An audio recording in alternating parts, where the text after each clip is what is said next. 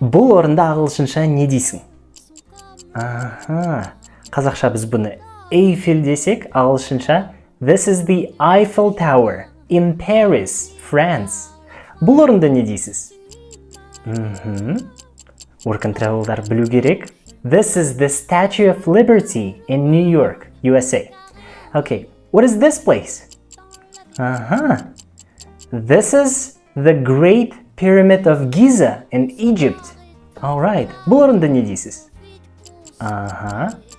This is the Taj Mahal in Agra, India. Және осы орында не дейсіз? Alright, толық атауы This is the Baiтерек Tower in Astana, Kazakhstan. Қайсысын білмедіңіз, пікірге жазыңыз, және ағылшынша еркін сөйлеп үйренгіңіз келсе, осы жексенбі 17 тамыз сағат 12:00-де барлық ағылшын үйренушілерге тегін мастер-класс өткіземін. Қатысу үшін менің профилімдегі сілтемеден өтіңіз.